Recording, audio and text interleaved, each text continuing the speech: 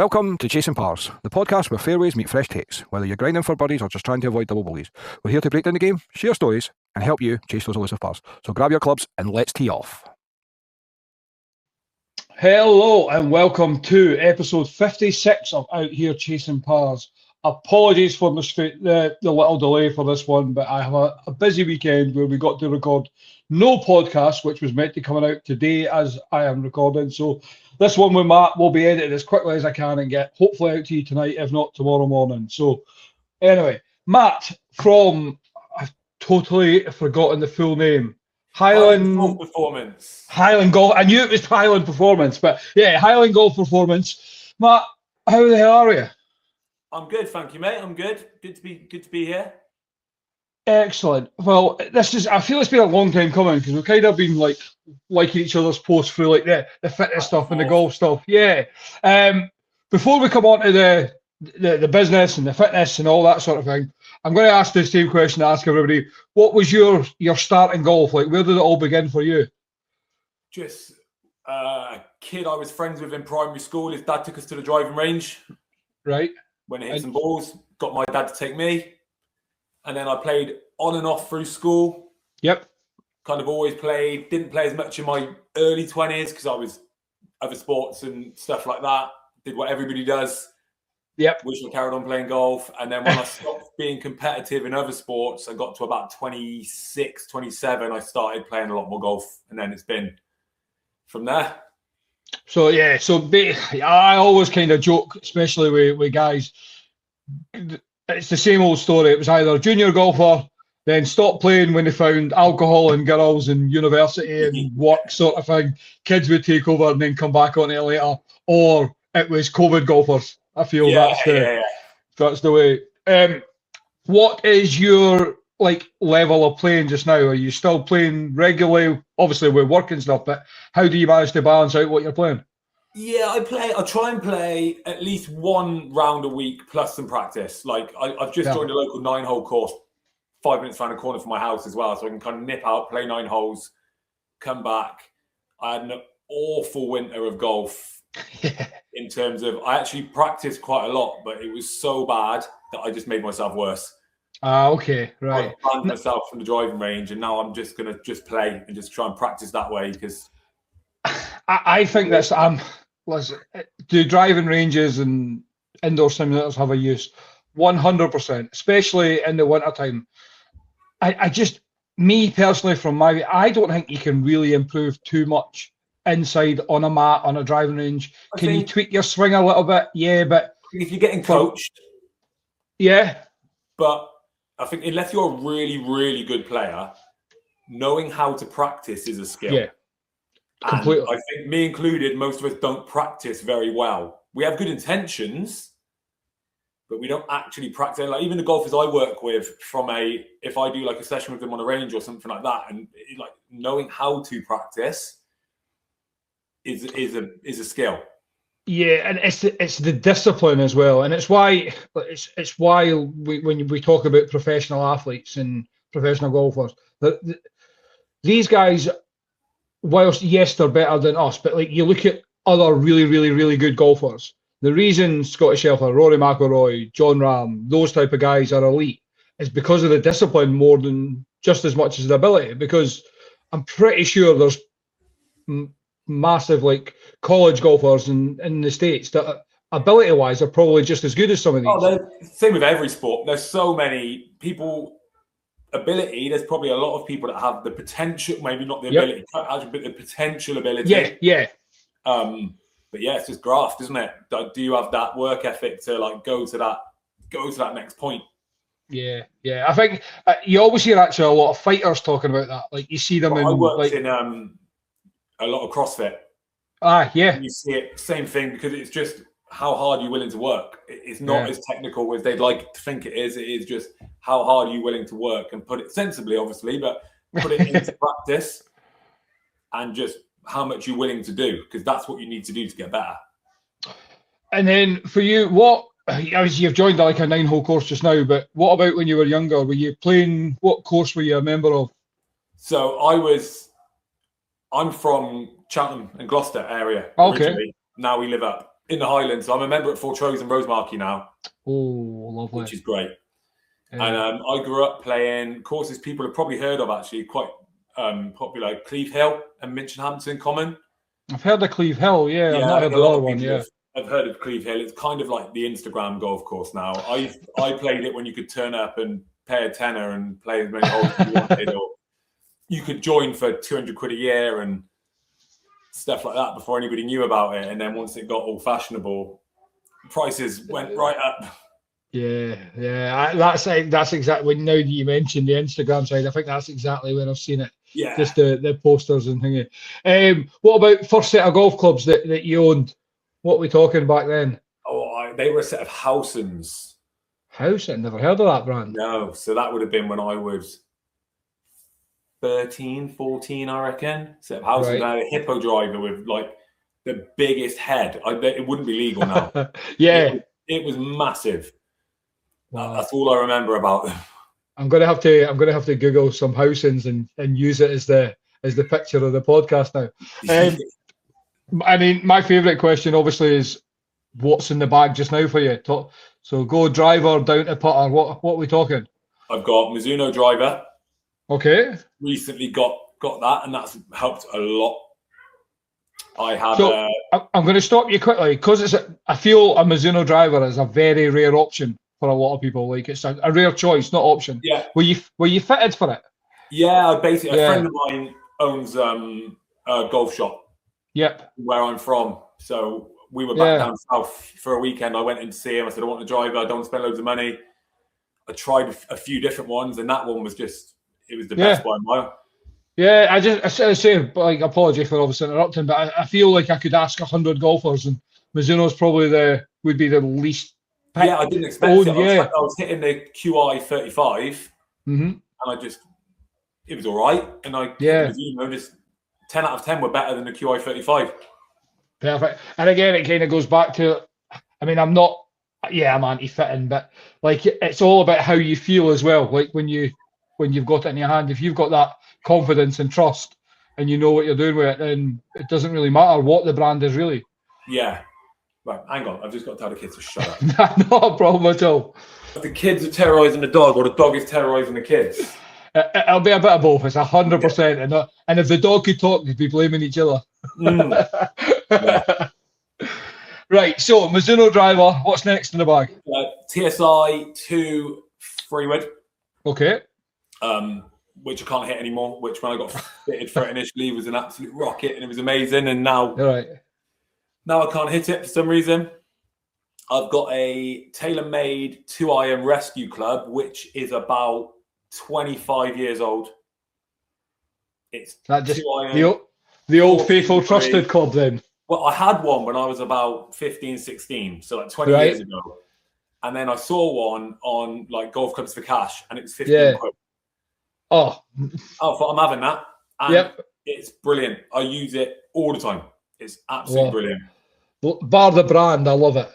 Yeah. And then I've got, I know you don't like TaylorMade, but I've got the P790 irons. Okay. But I got them, I'm probably due some new ones. I got them probably 6 or 7 years ago, like the first edition. Yeah. But it was 7 years. I'm sure it was 2019 with those ones. And this was before, and they cost me like 450 quid. This is before the prices went crazy. Yeah, before COVID. That's why I kind of don't want to buy another set. And then I've got the Cleveland Zipcore wedges and Odyssey putter. What putter is it? One of the mallet ones. Just They've got so many different. Yeah, they've got so many different names. The Odyssey ones as well. Golf ball. Do you have a preference?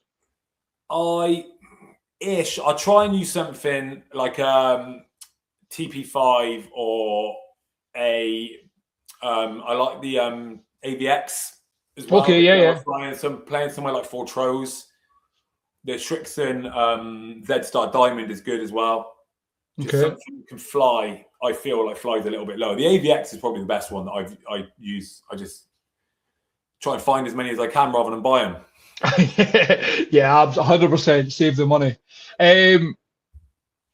iron wise, obviously you're talking about if that would be the next clubs to change. Would it be fitted as well, or would you just go for the newer versions of them if you could? No, I would just go in.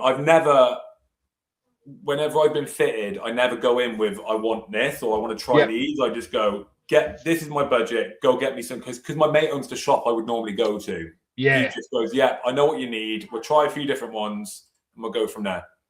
Yeah, no, I like that. It's handy having that friend that'll help out. Kids, eh? Who told them? Non-stop. Right. You can't go in with an idea of what you want because you're going to be wrong. Completely, yeah. I always say that you need to go in with an open mind, and it's probably one of the reasons I'll never get fitted, because I can't hack them telling me that I'm going to need tailor-made clubs. It's never going to happen. Let's come on to the business and the Instagram page and basically why we got speaking. What made you start the Highland Golf Performance? So I've worked with golfers for years. Worked with them down south where I'm from initially, and then once we moved up here, was able to move into golf, and obviously probably a bit more access to working with. There's obviously not as many people, but there's more golfers, and obviously much better golf courses. So there's more. You're listening to everybody down south. I had this argument all weekend about how much better Scotland golf courses were. Oh, unbelievable. So much better. And I think that people just grow up playing more, don't they? So just was able to go. My wife works in golf as well, so this allowed me to go into golf kind of full time rather than I owned a CrossFit gym previously, right? And worked with a lot of golfers alongside that, and then now I've just been able to go fully into working with golfers. So, even going back further, I take it the job, the employment's always been kind of like personal training and that type of work. Is it? Yeah, I've done that since I left school. Since I left school, we've been a PT, strength conditioning coach, owned a gym, and then now, primarily working with golfers. I mean, so how old are you, Matt? Sorry. 37. So, you're not much younger. Back when you left school and to go into PT work, the pool of PTs must have been fairly slim back then. I feel it was. I reckon I probably our kind of generation. We were the first generation almost of when I went into a regular chain gym as a PT. When I was 19. Yeah. All of the other PTs were around my age at the time. Yeah. We were all young because there wasn't really anybody older. Yeah, because I'm 42 and I always speak to a lot of my pals who are because they're through golf or through football are younger than me, but nobody in my school went to the gym. It wasn't there was the one guy who was massive who would maybe have a weight bench in his house, and a set of dumbbells from Argos. But gyms were, I feel it sounds really stupid, but I feel gyms and strength and conditioning stuff is that probably came, as you say, in your generation, which is, whilst only 5 years younger than me, you're talking 90s rather than, I'm in the 80s sort of thing. I know you're just, but it's mad how just quickly times flip because I got into it at a good time, but then equally from a social media perspective, I probably was too early. Yeah. I missed the boat from that side of things because I went into it with didn't have Instagram didn't exist or Twitter didn't exist. So when you kind of building your business and doing stuff like that, you don't see that side of things. It's just talking to people. But my coach from just when I had a coach for a few months for winter, he's my pal. I'm not going to lie, but we were talking about that on a podcast as well, and it's the art of PTs actually speaking to people in the gym, I feel is almost gone. Yeah, because I don't see many PTs from your era now in the gyms. I feel a lot of them have kind of a bit like yourself gone on to do their own bit now. Almost they've almost their shelf life's gone and they've gone on to do something else. I think you've got to be quite specialist to be in it a long time. I think there's only so much you can just kind of do normal day-to-day stuff. Yeah, but the young PT, I say young, they're not kids, but the ones in the gym, they don't speak to anybody. Yeah, they don't I'm watching bigger people like I was when I first joined the gym, working out and doing things wrong ultimately, and none of them are there to offer a hand. And the social skills aren't there, are they? Yeah, and it's kind of a concern, and it's good for like the ones like yourself who have kind of made a genre of it and went specialist and went on your own, because at least because it is an art, really. Yeah, it's just another way. It's like a trade, isn't it? You specialize in something, and that's what you make your living off. And then, right, so what made you choose to go down like the golf specialist route? Obviously coming up here, but was that always the goal? Yeah, I mean, I love my golf. Yeah. So working with golfers was obviously of an interest to me. Probably work my way into playing a bit more golf as well at the same time when you meet people and stuff. But the main reason is because everything I saw in golf, from a fitness coaching perspective, or strength and conditioning, whatever we want to call it, was just so far below other sports. Yeah.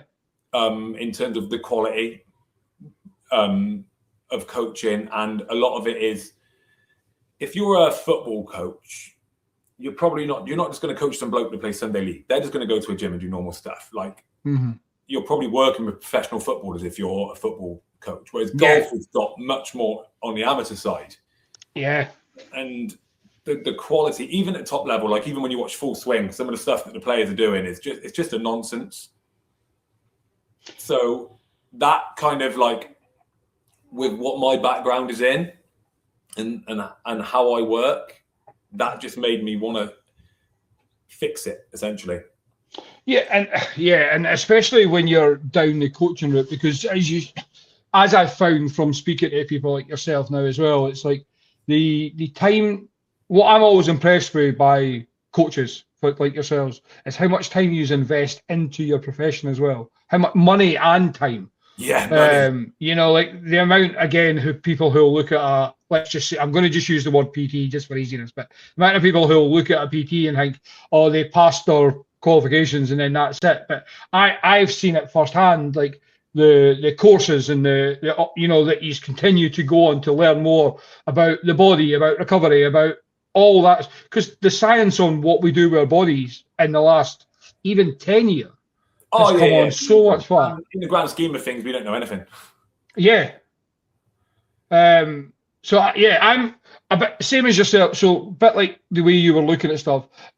Since I've gone down the fitness route, for me, like losing 13 stone in a couple of years, great. But I'm now at the stage that I want to do. I can go into the gym and do a full body workout easy. I can make myself look aesthetically pleasing if I had the time and discipline and patience. But it is the why I wanted to chat to you on here. It is the golf side of things. Like, how much different do you think it is to just a normal 4-day split in the gym?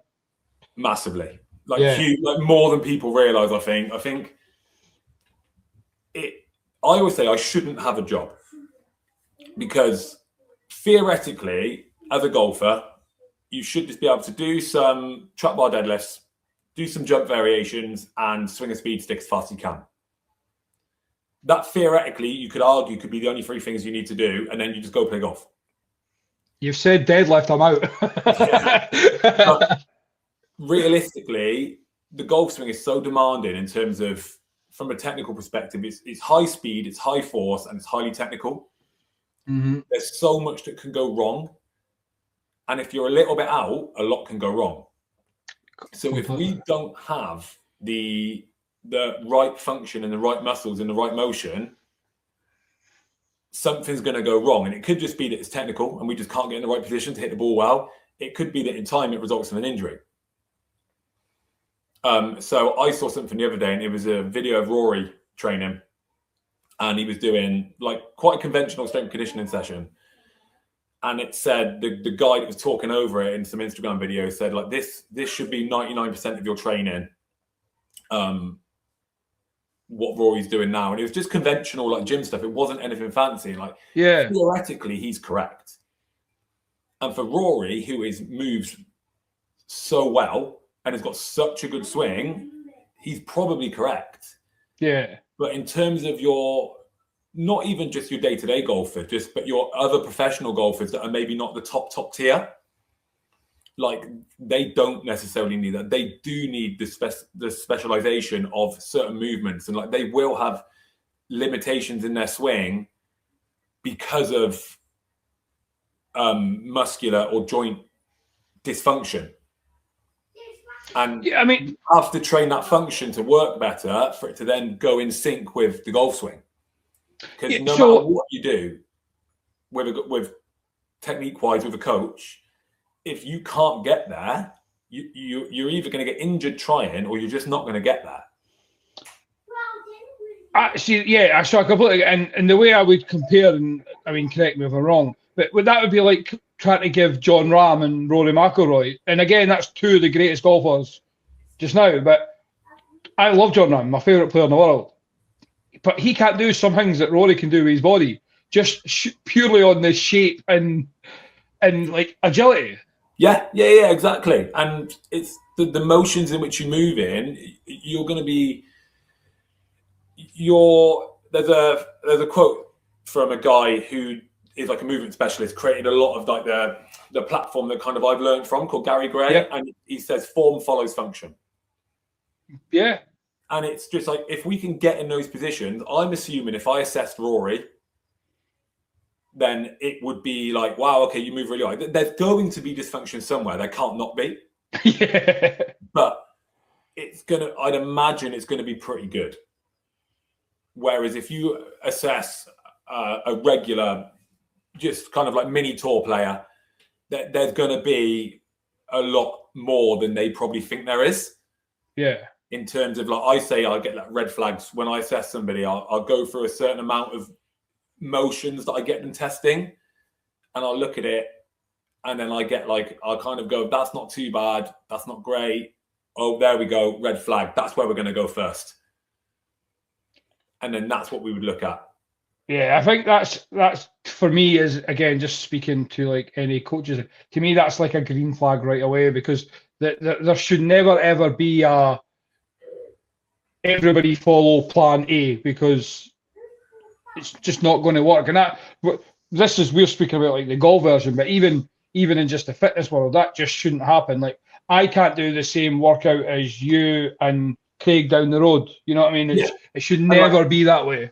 The best programs are always going to be, well, presuming they're written by someone good, are going to be individually written, because it's going to be for that person. The reason why group fitness exists is because it's the social aspects and it's fun and it makes it more affordable, which is great. And some people, depending on what their goals are, might not need that specificity. Mm-hmm. But if you want to get better at whatever your sport is, like you have to address where your dysfunction comes from, and then also what the demands of the sport are, and train for the demands of that sport. Yeah, I honestly couldn't agree more. And again, I think it comes down to the reason people don't, is what we were saying before, is the discipline side.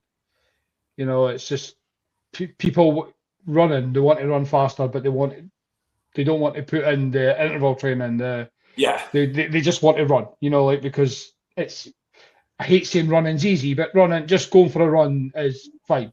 Well, you do faster runs, absolutely, but where you make up these really fast times is doing those interval training. Running slow as well, which I'm really bad for doing, you know, just taking my time and just going out. Yeah. That's where you learn. And it's the same in golf. Like, as you said, it's practicing properly, and practicing, again, begins with the strength and conditioning and fitness side. Yeah, and learning the right way to apply yourself before anything else. So, as far as the business as such, do you have your own premises? Do you work out a gym, a golf club? What have you got? I work out of a couple of gyms. I kind of dot myself around the Highlands. Okay. So I work out of one gym. They've got 3 gyms. They've got one in Tane, one in Dornoch, and one in Brora. So nice golf places to be working at. Yeah, it's good. And then I'm based out of a gym in Aviemore as well. Oh, okay. So I'm able to kind of dot myself around, because I'm starting to work out of, should be in the next few weeks, doing some work out of Nairn Golf Club too. Nice. So, and hang on. Yeah. Sorry, mate. So honestly, don't be daft. How have you found, like, golfers? I don't know, like the age categories up I always have imagine a lot of the golfers up there to be like our age and older, up there. But how have you found golfers in general like taking to this type of training? I can't remember the last time I coached someone whose handicap was more than 10. Right. Like people that are higher handicappers, just I think they don't quite understand it. Yeah. And they don't quite like these better players are looking for how they can get better. Yes. Whereas a higher handicap player is very much kind of just like either they don't care that much, which is fine, or they'd rather ping some balls at the range, buy a new driver, go for a lesson, and they don't quite understand what it is. Whereas if you're taking like a club pro golfer, obviously very good golfer, technically they're going to be really aware of what they're doing. They're going to understand that like technically I'm pretty good. Like I trained one pro golfer and he was just like, doesn't matter what's going on. He was like, I will always find the middle of the club face.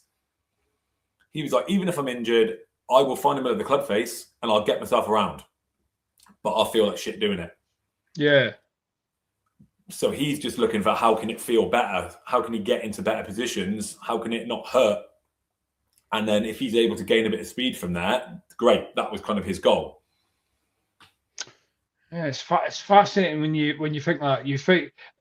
You always think that let's say 28 handicap, 18 handicap are the ones who want to, who are looking for stuff to get better. But it is always those lower, the players who are good because they're looking for those like little increments to be better, and that's ultimately what it is.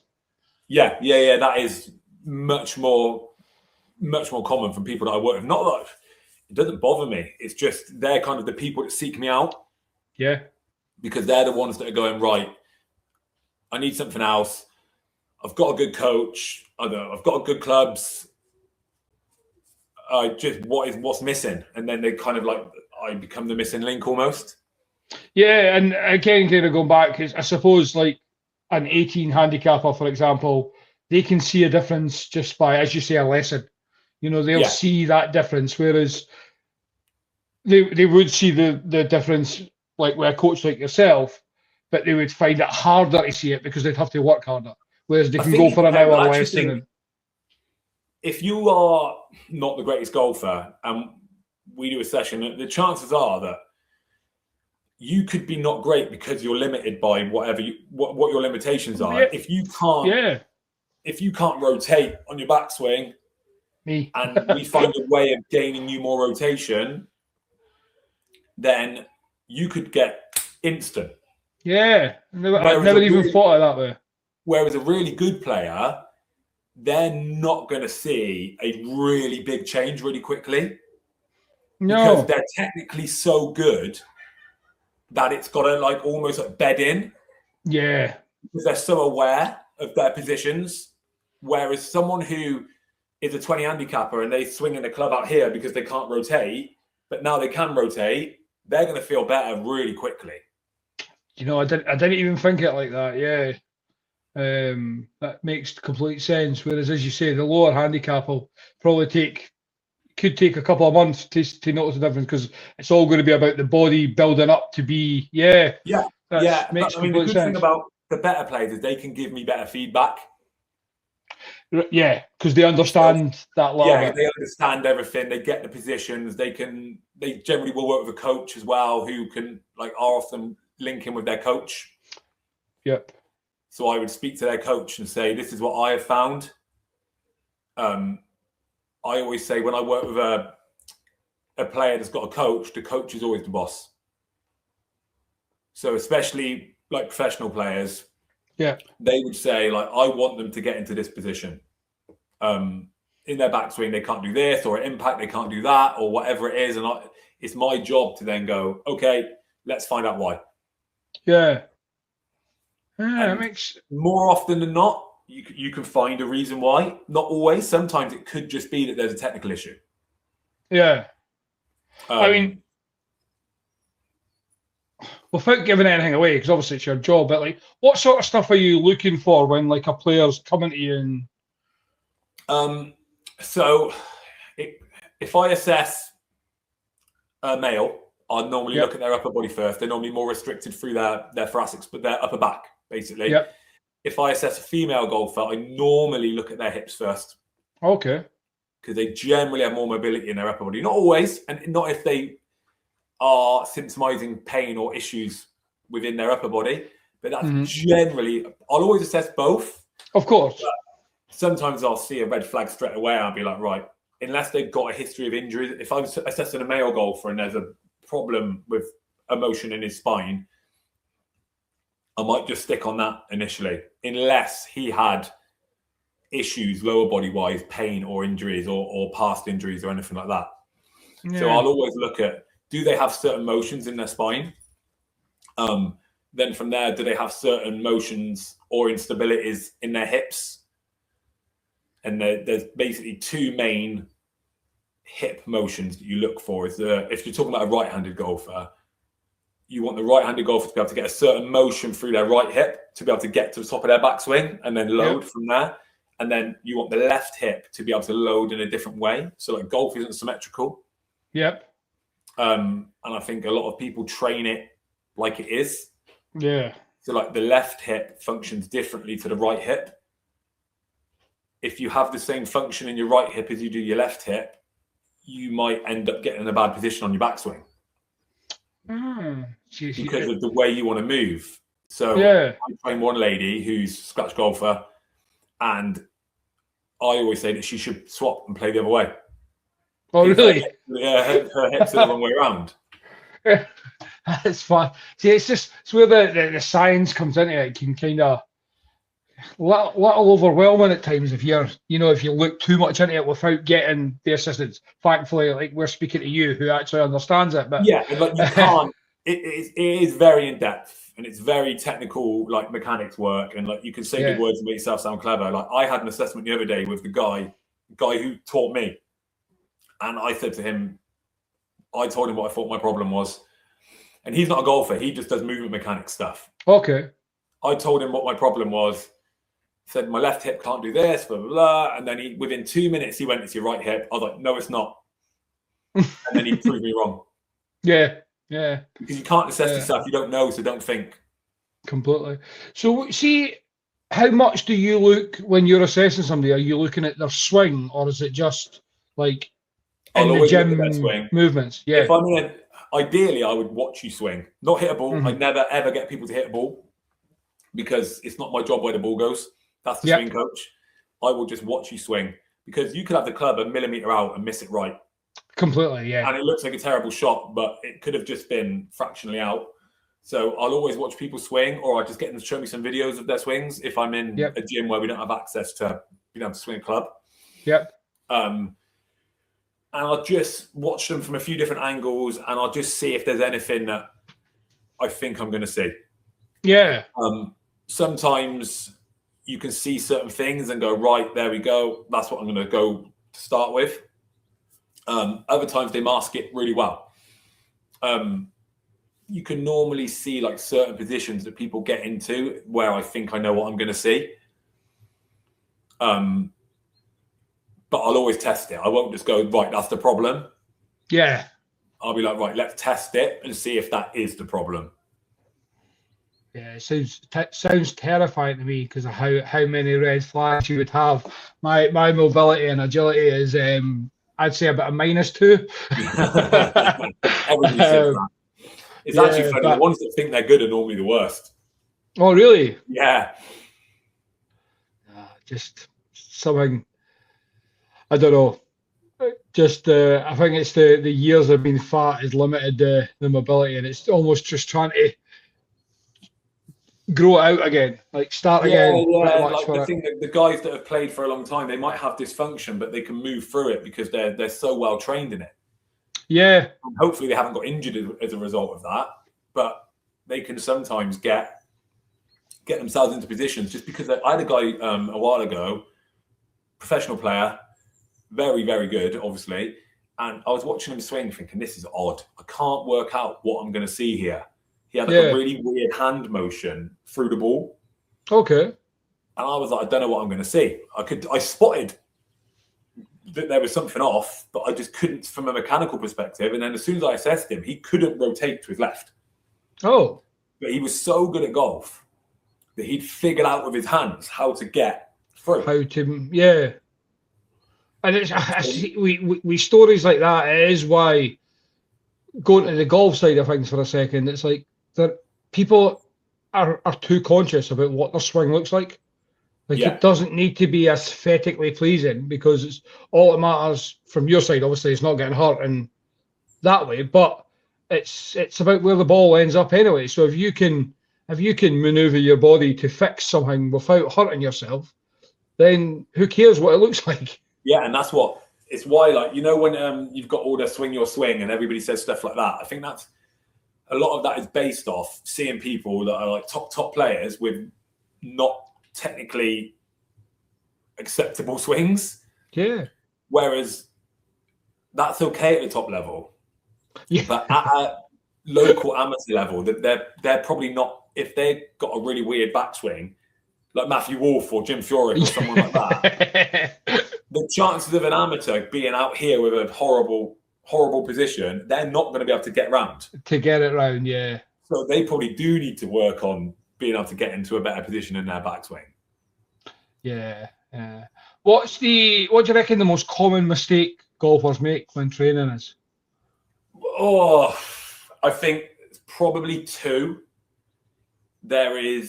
Everybody sees golf as a rotation sport. Yep. Which it is, obviously. But as a result, I think they miss the link of spinal side flexion, so being able to bend sideways. That is probably the main one, because people don't see how important it is to be able to allow. They just see this as rotation. Yeah. Sometimes the limiting factor isn't your rotation could be good, but if you can't flex this way, in the top of your backswing, it won't be a conscious movement. It's a completely subconscious motion. Yeah. You can't get there. That's when a lot of people struggle with laying the club off in the right way, because they're not able to. So they can get loads of rotation, but they can't depth down. And likewise, when you come through the ball, the best one is always, I think, Joaquin Neiman. Everybody's seen photos of him getting through the ball, and he's got crazy side bend. A lot of people really, really struggle with that motion. No, it's not one of and then also the left hip, as a right-handed golfer, the left hip is for me the most important part of the swing mechanically. Okay. Because if you're swinging at, let's say, a good player swinging at 110 mile an hour with a driver. Yep. If you're swinging at 110 miles an hour at impact, when all that weight is through your left side, if that hip can't control and get into the right position with 110 mile an hour, you're either going to hit it like shit and get in the wrong place because you're going to get away from it, or you're going to get hurt. I'm already hurting myself picturing turning into mine. Because that left hip has to be able to control the speed that you're swinging at. And if the left hip can't control it, you're going to get yourself in all sorts of positions or hit the ball everywhere. Yeah, I find that one fascinating, that the hip discussion, again, as you mentioned, like when we were talking about earlier about golfers not training them individually, just training it as one, like guilty. And it is one thing I did a lot of work on over the last few years is the hips, the flexors, and working it. But again, just training both the exact same. Yeah, and it doesn't mean theoretically, if you're getting in good positions in your swing, if you're a good player, we might not need to overly prioritize one side. Yeah. But like a lot of people, like in the corrective exercise programs that I do with people when they have movement assessments with me, in their program, I might write, like, let's say it was some left hip stuff. They would still do some of it on their right hip just to be healthy and move well. But the program might say LRL, which would mean they do a round on their left, a round on their right, and another round on their left. Okay. Yeah. Because the left hip, in this instance, in this example, the left hip would take more loading. So therefore, the left hip needs more work. Ah, fascinating. Just like a javelin thrower might work out there if I'm left-handed, right? So if I'm throwing a javelin with my left hand, my left arm needs to be stronger than my right arm. Yeah. Yeah, it makes sense, but again, it's one of those you don't really know unless you're. No, you have to understand it. Like you can't just throw a bunch of exercises and hope something sticks. And chat GPT and hope for the best. Well, it's probably better than most coaches. Yeah. I mean, speaking of like chat GPT, and obviously we mentioned like online coaches and that and what's coming around now, how much of your work do you do online now as like the online side? Because obviously where you're based as well, I do for having people further afield. A fair bit. Mm-hmm. Not loads and loads, but yeah, a fair bit. I don't do many like assessments online. Yeah. I try to do those in person where possible. I do a few if someone really can't get to me, or if it's people that I've trained a lot in the past. Doing an online assessment is not too bad because I know what their bodies are doing. Okay, yeah. But no, I generally try and go face it. I do like online coaching, but it could be people that they might work with me anyway. Yeah. I just set them their workouts that they go and do. That makes more sense, yeah, because it would be, as you say, if it's a brand new person, an initial like assessment would be kind of tough to do, really, as you say, over a video on an iPhone. You can do it, but I'm probably not going to see as much as I would see in person. Yeah. And then sometimes just to be able to get my hands on you as well and like see what's going on and just help. Sometimes it's just motor skills. Okay. And like sometimes people just can't be there because they've never been there before. So sometimes it's just about teaching the body that, like I trained a guy who was 70, played golf all his life. He was like 2 handicap. He's now like 12. Yeah. And lots of injuries over his 70 years. And when I assessed him, like his actual movement, he wasn't strong, obviously, and he was a lot older and a bit more frail. But his actual movement was really good. Yeah. I just had to almost teach it. But in a golf swing, everything locked up and he was really, really rigid. I just had to almost teach his body that it's okay to move. Yeah. Just like really smooth, controlled, like quite isolated movements on certain muscles and joints. And then once he could swing, everything was better. So on that, I'm sure I had this discussion with somebody quite recently.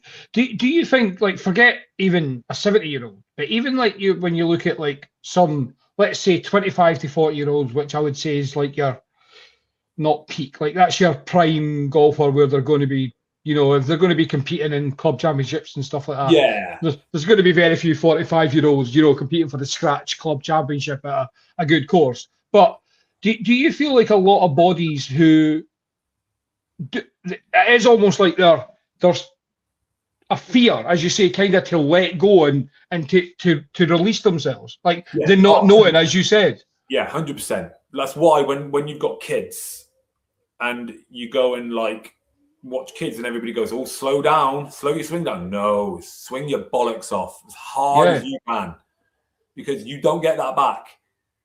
If you can learn to control speed from a young age and you can just swing as hard as you can, you'll be all right when you get older. Yeah, and I feel that's why kids are all, I mean, they're easier. They'll take in more information and they're definitely more, obviously, agile and supple in general anyway. But kids also don't need it to be as specific. Like, and they've no fear. You know, they've not built it in. It's the way I coach adults. It's completely different. Yeah, I just find it fascinating that I do think there is a fear in a lot of us. It's like that, probably that fear of getting hurt, you know, especially as we get older, like we don't want to do things. Like, fear of hitting bad shots as well. Like you lock yourself down because you're worried that like you're going to hit a bad shot, or for some reason your brain decides that even though you know you should rotate, or you know that you should feel the weight in your left heel, or whatever your coach has told you, for some reason you don't want to do it. Yeah, I would say I'm very guilty of that, especially with iron shots. Like I would rather hit the ball clean than actually swing properly. Like for example, my 7-iron goes at best 140 yards on a good day. And I am probably 30, 40 yards short of most of my friends that way, because they'll just swing it in. Whereas all I care about is hitting the centre of the club face. Yeah. Whereas, and again, it's that fear of just not trusting. I mean, again, I don't have the the rotation, the agility to get through. But like you speak about like that 70-year-old man, I basically swing like them. You know, I'm just focusing on back smooth and getting through. It's never a bad thing, but you've got to be able to get to a point where like speed is king, right? With golf, like people that hit furthest are the best players. Like maybe not so much in amateur golf, but at the top level, it's all about speed and who can hit it the furthest. So, but at an amateur level, it's not so important because you've got to hit the ball well. Yeah. So got to control it. Yeah, like you get someone who's a bit of a long hitter and they can hit a 7-iron 190, 200. Great, but it doesn't go that far every time. Yeah, no, completely. But you can hit it that far. It doesn't mean it does go that far. I mean, I can as well if I fin the hell out of it. Yeah, there we go. On the speed thing, I don't know if you've seen the clip going about Brooks Koepka and Buster Jack from this week. No. Right, so one of the guys for Buster, you know who Buster Jack are? The YouTube guys? No, couple of American YouTuber golfers. Sorry, hang on, mate. Hang on. That's okay.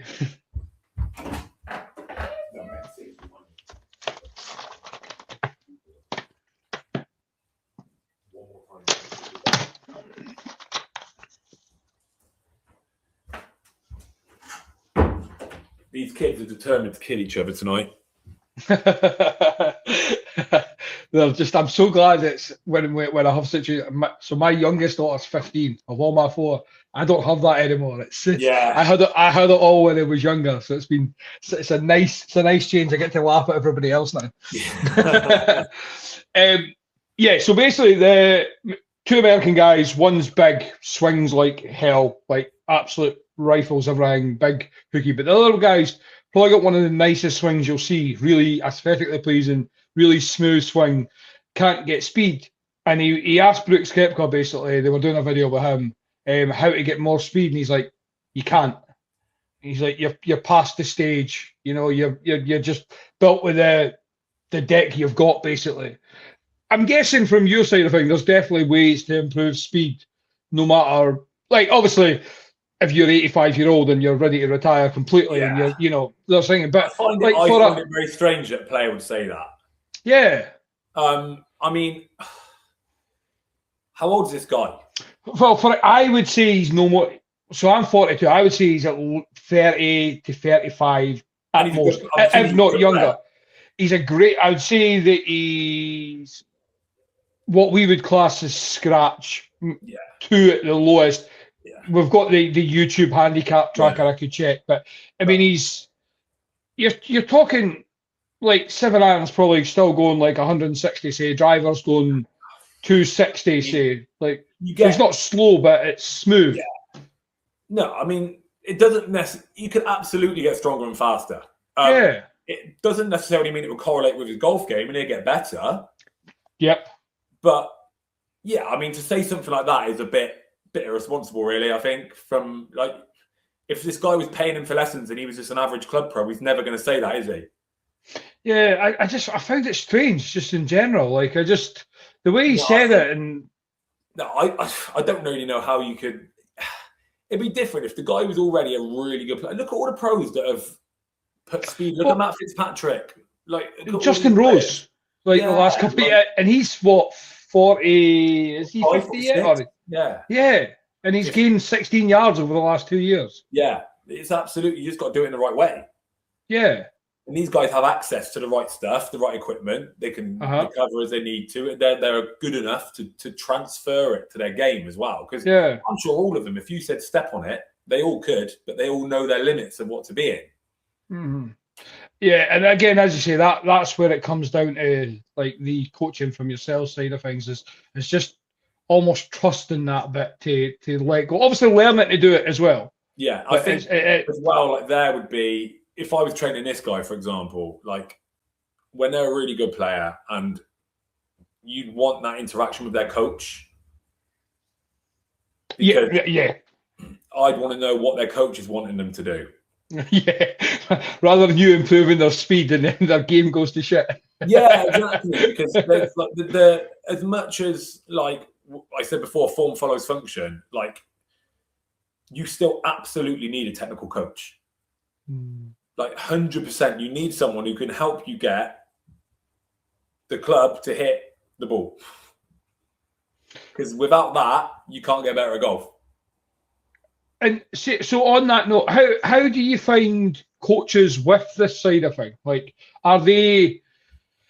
Sounds like I'm trying to shit on people here, but I'm not. I'm just fascinated by it. But are they like, because obviously they know their limitations as in they can coach the technical side and that's their job. Are they fairly open and very. Like we're working with that side? Yeah. Brilliant. I think maybe a few years ago they might not have been. Yeah. But no, very open. Like they kind of go, right, this is your area. You go do it. You tell us what you find. I don't think I've had any coach come back to me and go like, essentially, no, I disagree. But then that's because I've always said that the coach is my boss. Yeah, 100%. So and that's a good way to look at it as well. The only time I would step in is if I thought this person's at risk of getting hurt, which I've never had to do. Yeah. I think it's different with. I think in golf, a lot of obviously they're all PGA qualified. They've all kind of been taught from the same book. Mm-hmm. They're all going to have different approaches, but they generally all come from the same place. So you're not going to get that like unsafe side of things. Yeah. Whereas if you take other sports, like CrossFit, for example, with my background, there's a lot of shit. So you do get that other side of it where people are just generally coaching badly. Yeah. That you then have to coach out of people or educate people on how. Whereas in golf, one coach might give you a different drill to another, or they might approach things, or they might see something different. But like, there's only almost so bad they can be. So like, you're never going to be in a position where they're going to be almost like negligent. Like I've never come across a coach that, they might have said something stupid like Koepka said to this guy, but never in terms of like putting someone's safety at risk of like trying to make them do something that they can't do. Yeah, it's all trying to get like a 70-year-old bloke to move his pelvis before his upper body and crack his back into place. I mean, Koepka's probably gone the other way, like the complete opposite to helping somebody. He's not even letting him get the chance to do it. But exactly. For anybody who's interested in this sort of thing, obviously, where's the best for them to get in touch with you and find out more information, sort of thing? Just for Instagram, really. So Highland Golf Performance or my other page, Matt Branton Coaching. So I will tag both pages at the bottom here. I don't know. I never know what side it's at, so we'll pop it down there. Any questions? Just fire them at me. If anyone's got any questions or they're not sure on anything, happy to always engage and have a chat with people. Yeah, and I think that's half the battle. Is like a good coach will always answer questions. So if Matt's offering it, it's always a good sign. Not like the ones who are charging you £20 to answer a question on anything. Do you know what I mean? It's the way the world's going. I think coaching is so important in whatever you're doing. Doesn't matter what sport, fitness. I think it's always a great tool to have. Couple of questions for yourself though on the personal level. Obviously, you were into the CrossFitting before. How much of that nonsense are you still doing nowadays? Not very much at all anymore. It served its purpose for a few years, but I'm still feeling the effects of it now. Yeah, it takes its toll. What's your own like personal like fitness like regime like? Are you too busy with work? Do you still kind of? No, I still try. I mean, nowhere near what I used to do. I mean, I used to be doing 10 sessions a week. It's a fair trick. But like now I train like probably I'll do something most days, but like sometimes it's just in the garden doing a workout while the kids are playing on the trampoline. I'll try and get a couple of proper sessions in a week, but everything's done with golf in mind. Not like completely golf specific, because I still like to do some of the stuff I used to do. Yeah. Just a bit more mindful. Like I just make decisions that will not have an adverse effect on my golf game. So like I'll do sessions from the golf program that I have online and stuff like that. And I'll just be mindful of like substituting out. Like I used to do like a lot of heavy squats. I might do some squats now, but I use like a safety bar, which is the one with handles here. Yep. Because I don't want the loading to stiffen my back up too much. it's funny you say that. I've changed my. I don't like squatting anyway, but I feel it's a good exercise to do. It was starting to hurt my shoulders, even just holding the bar. So I've started using just the good old straps and putting them around just so that I can hold it there. That's what I get all my golfers doing. Yeah. Don't care. The only time I would get a golfer to have a bar on their back that's really heavy is if they had a crazy flexible spine. Right. And we needed to stiffen up their hips and their spine a little bit. Okay. That would be the only time. Other than that, there's a lot of evidence that suggests that you should do it, that you should back squat. But for me, the long-term adaptations that your body goes through to get better at squatting are counterintuitive to the golf swing.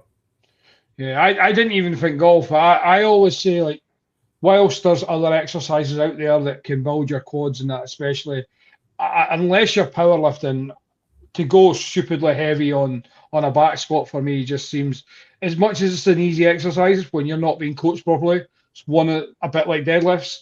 They're easy to do, but they're also extremely easy to get wrong and hurt yourself. Yeah, it's just doing the right training, right? Being coached, having the understanding of it. No different to going and doing your squat session properly, hitting the right numbers, the right feel, the right technique. It's no different to going to the range and learning to go, right, I'm going to do 10 7 irons, 10 9 irons, 10 wedge, or whatever you're going to do, and following a program. Yeah. No different. It's just having the understanding and the application that's needed to help you get better at whatever your sport is. Yeah, I'm fascinated by it now. Like, I really, even after this, it kind of makes you more and more fascinated to see, like, kind of what the body can achieve, really. I think people will be surprised of how much difference moving better will make. It's like to how, not just your swing, but like if it's people that do other sports that are trying to get, let's say, like get better at running, like London Marathon yesterday, like doing the right things to expose themselves to the right stimuluses to get better. Completely, like, even like, it sounds silly, like even learning to run properly when you're talking about like running coaches, like in the marathon. I spent, when I started running at the start of the year, loads of time just looking at running coaches. Some of them are a bit better than others, shall we say, but just fascinated looking at the videos and like realizing that there's a wrong way to run for like, and it made such a difference on my legs. Yeah. Blew my mind. And then it's just opinions as well. And it's like, everybody's going to have all coaches are going to have different opinions. Yep. Like, I might disagree with another guy. I always just say, like, why? Like, if I wrote someone a plan to do London Marathon next year, and then another guy wrote a plan to have someone run the London Marathon next year, unless he's a complete idiot, the plan's not going to be wrong. It could just be different to mine. Yeah. It might mean that his or mine are better, but unless he just doesn't make them run, there's only so wrong it can be. That's 100% the case. But it's just doing the right things and applying it in the right way and going, like, from a coaching perspective, like, why is this exercise in there? Like, every single movement has to be considered. Yeah. Like, you can't just be doing, like, if you want to get better, it can't just be, fuck it, let's see what happens. Or I find that fun, so I'm doing that one. There's a time and a place. Like, if you train really hard all week and on a Saturday, like, very traditional, like in like group fitness type gyms, for example, if it's a good gym, they'll have a really well-run program throughout the week. And then a Saturday morning, it might just be chaos. And like, fuck it, let's see what happens. Let's do a big, stupid workout. Great, all for it. You've trained well all week. You blow out that one. This is what you all find fun. That's no different to us as golfers practicing in a range all week, going and playing 9 holes, hit 2 balls, hit different clubs, and then on a Saturday in the scramble, just trying to bomb it and hit everything close. Drive it off every tee. Yeah. And it really is. And even with the gym work, when I am committed to the gym and going regularly, it's like I'll do 4 sessions, proper, strict, follow a plan, track it all. And then if I fancy just going in on a Sunday because I've got nothing to do, I'll just go and do exercises I enjoy and superset 5 exercises together just because. Nothing wrong with that. As long as you're doing the right work leading up to it. The rest of the time, yeah. No, I completely agree. What about yourself, like personally for golf-wise? Do you have any goals as much anymore, or is it just trying to get the reps in now? I want to get. I'm not that bothered on handicap. Yep. But I want to be able to shoot. The goal is this year to shoot level par round. Okay. I don't feel like I'm anywhere near it. My coach tells me I can do it. I feel like I'm miles away. Right. So that's the goal this year. She thinks I can do it. So we'll see. Okay. And then I've got young kids. I work a lot. Yeah. I don't have loads of time. So I don't play a lot of competitive golf.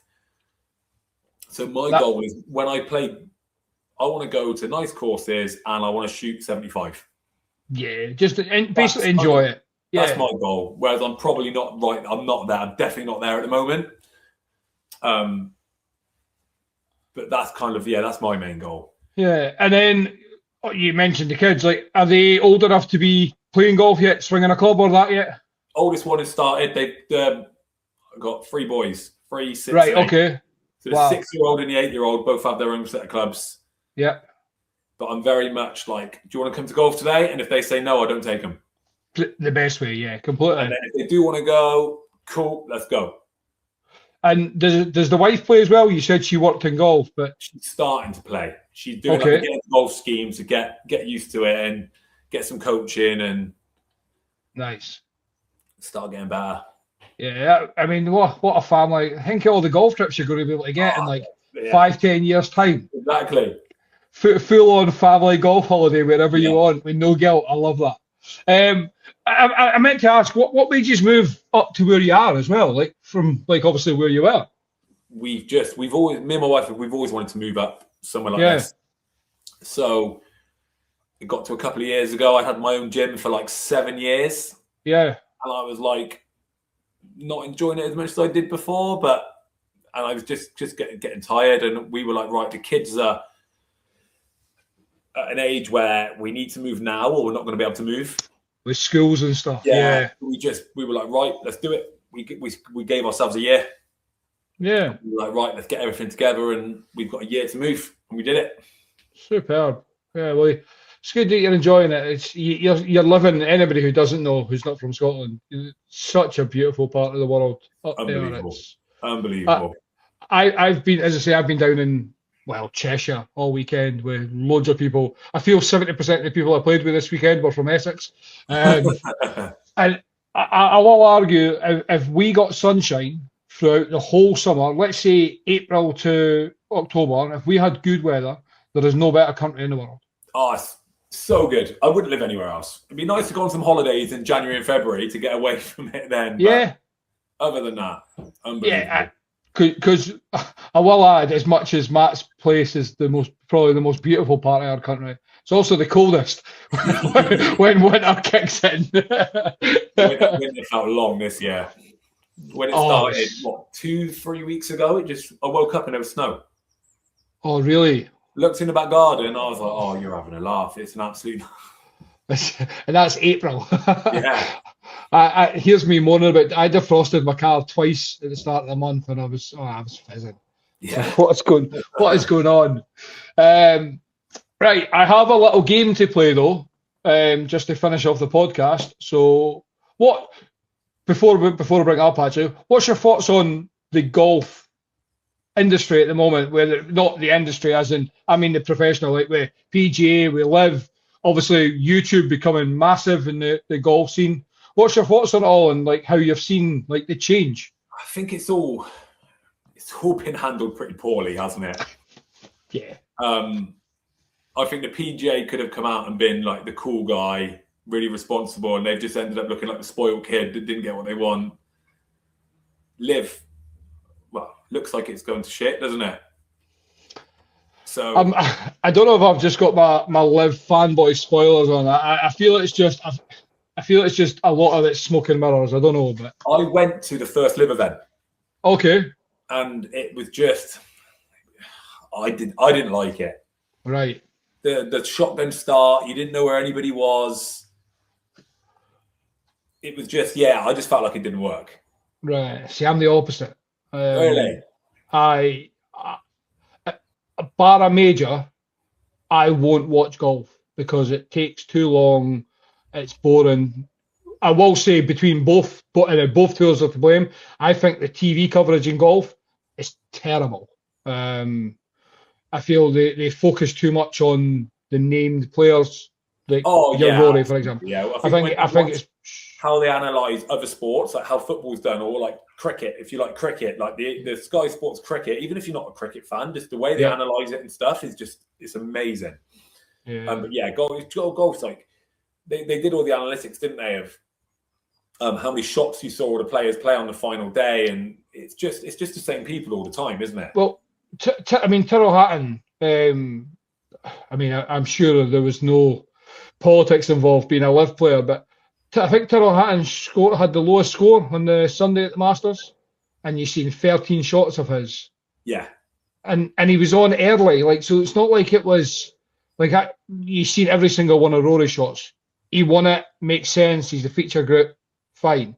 But you're not telling me that for the 2 hours Rory's not even on the field. Why do we need to watch Rory hitting balls in the range when players are playing? And even not even a named player, why can't the reason and this is my hate in golf in general, the reason we don't know these lesser names is because they don't get any airtime and we don't know them. Yeah, and that's why they're just like ring fencing it, aren't they?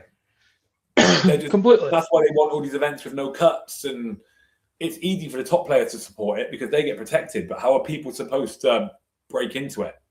You rely on Matt Fitzpatrick's brother this weekend. He relies on that to give him an opportunity to get in. Yeah. As I say, I'm a Liv fanboy, so I'm always going to be there. I think Liv's been great for golf in general. I think all the PGA players who hate Liv for some reason, they should be thanking them because their bank balance is a hell of a lot bigger because they exist. John Rahm's is my guy. But I give all the praise for the growth of golf to YouTube, though, because I wouldn't even be playing golf, watching golf, doing this podcast if it's not for your Rick Shields, your Peter Finches. Because, that's what got me into golf. It was actually during COVID. Rick kept appearing on Facebook, on the little shorts, because he had a simulator in his room and releasing old videos. And if it wasn't for that, and then finding like Finch, and obviously there's a lot of American guys I watch now, but that's the golf I want to watch, the YouTube stuff more than, which is, I could bar the majors. As I say, I'll never watch a PGA event. I watch every live event. I go to the one at JCB when it's here. I'd love to get over to your Australia ones, and they look wild. South Africa looked good, didn't it, as well? So, phenomenal. And I just think the problem we've got just now is America taking the monopoly of golf. And it's kind of sucking the life. Let's be honest, we only really care about 2 majors, the Masters and the Open. The other 2, nobody really cares. Like this year, with obviously the Open being at Birkdale, there's going to be 1 event in Scotland. Exactly. And then the Ben Hill Links. There's going to be 2 events in Scotland all year. That's just ridiculous. I sent an email to Liv at JCB requesting media pass for the event under the podcast. You wouldn't get it. But I keep saying, how Liv are focusing on kind of going around the world, not so much America based. Why don't they go and look at Trump and Royal Aberdeen and stuff? Because the PGA won't touch them. So get an event in Scotland while they're over at the UK anyway. Just go and take an event in Scotland 2 weeks later. And best golf courses in the world. Come play them. I don't get it, especially when they're kind of they're almost in with Trump anyway. They use his courses in America. So if they could whatever you think of him politically, and we all agree he's a bit of a madman, he's got some incredible golf courses. Yeah. Do you know what I mean? Let's use them. So that's fascinating to hear. But I have 10 questions for you, this or that. So just one or the other, and you can let me know. Right. First one, the Open or the Masters? The Open. Good man. Augusta or the Old Course then? Oh, I've not played the Old Course, so I'm going to say the Old Course. It's the right answer. Links Course or Parkland? Links. I thought you might say that, especially now where you're based, because you've got the king of them. Walk the course, carrying your bag, or on a trolley, or in a buggy. What would you choose? Carry. Oh, carry the bag as well. As Mr. Fitness, I would like you to push the trolley and save the back. No, I've got one of my bugbears. I don't mind if you're playing a long course or something and get a trolley, but my bugbear in golf is kids with trolleys. Pick up your bag and carry it. I am the complete opposite. Why would you pick up and put down a 12-kilo bag 90 times around when you can just push a trolley? Yeah, there's something about putting a bag on your back, walking down the fairway. Many times does Rory McIlroy carry his bag along the fairway. Yeah. Trousers or shorts on the golf course? Oh, well, shorts if I can, but I don't do being cold. You're not a cold guy. No. Sunset or sunrise? So an early morning tea time or a late night tea time? Late night. Late night. Yeah. It's the only one I don't really care what anybody says. So my favourite time to play golf is like first thing in the morning. I love, that's when I want to be, but my favourite round of golf is after work with your pals, sun's coming down, course is quiet. It's just magic. Yeah, work for me. Practice your driving or practice your putting? Oh, probably driving if I'm in the mood.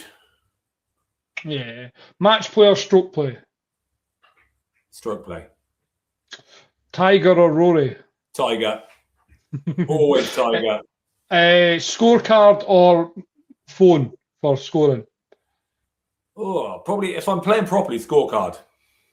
I think I'm hearing a lot of people more like missing the old scorecard, keeping it on and keeping track. And I think like as I'm like so new to golf, like not even like obviously everything's been online for me since I started. So that we at my club now we need to use a scorecard and then enter it online. And I get so annoyed at having to use a scorecard because it just seems so inconvenient. But it looks so cool when you see somebody with a scorecard holder in their back pocket and pulling out. And but I do like it. Chipping in or sinking a long, slippery putt? Oh, chipping in. Good. I love that answer. And then the most important one. I think I now know your answer, bearing in mind one of your goals. Would you rather have 9 birdies, 9 bogeys, or 18 pars? I think if I'm playing by myself, I'd rather have 18 pars. If I'm playing with my mates, I think the 9 birdies, 9 bogeys would be more fun. I think I'd be suicidal if I was 9 under at the turn and finished level par. But that's my for that questions. I don't even know if it's 10. I always get myself mixed up when I start writing. I've got about 40 written down. And I just scroll through them. One last question on professional golf. When we mentioned the scorecard in the phone app, do you think in 2026 we are past the stage of the scorecards and getting checked in that now with the amount of coverage in these big it's ridiculous, tournaments? I think they should do it for their own point of reference. Yeah. So that they're happy with it, so that they agree with what it's saying. But it shouldn't be like if you don't sign your scorecard, you get disqualified. It's like when you're seeing players rushing in after 18 holes because they've got to get their card in a certain amount of time and signed and checked. Like, there's basic things, isn't there, where I think golf is just in a place in general where they do things because it's the way it's done, and and for some reason they won't. I think it's the way with a lot of golf. There would be probably more instances in amateur golf and in everybody's local clubs that they see where it's like there's no rhyme or reason for it other than that is the way we used to do it. And you've got a bunch of guys sat on the committee who are older that don't want to move with the times and they want it to be like it was 30 years ago. And that's why people move clubs or people don't stick around at certain places because or they don't go and play all the competitions anymore because they can't be bothered with that. Yeah, I had Craig, who's a PGA pro, and we were discussing that. Like, even the silly little things like juniors not getting to play in like men's medals nowadays, and even some of the rules like involving women in golf. And and do you know what really the biggest thing that riles me up about the PGA? Still that you can't wear shorts. Like it's ridiculous, isn't it? I'm fine with it in majors if you want to make them feel special. Or if it's like a certain course, like if it's the old course and their tradition was you couldn't wear shorts. No, I mean, get rid of that course. Like again, I played the old course and you're allowed to wear shorts. Yeah, exactly. So So if they allow it, like the original golf course, the home of golf, like everybody's like creme de la creme, like holy grail. Why is every other golf course not following that? Like it just isn't it? Just bugs the living hell out of me. But Matt, thank you very much for my pleasure. for joining me. Just remind everybody the name of the handle that you can get you on Instagram. As I say, I will tag it below. But Islands Golf Performance and then Matt Branton Coaching. Contact me through whichever one you want to. Yeah, as I say, I'll tag both in. So it's been an absolute pleasure. But thank you at home for listening. I will be back next week with hopefully a couple of new guests. We will get sorted and try and get back on track. So until then, enjoy listening. Make sure you like, subscribe, all that good stuff. And we will see you next week.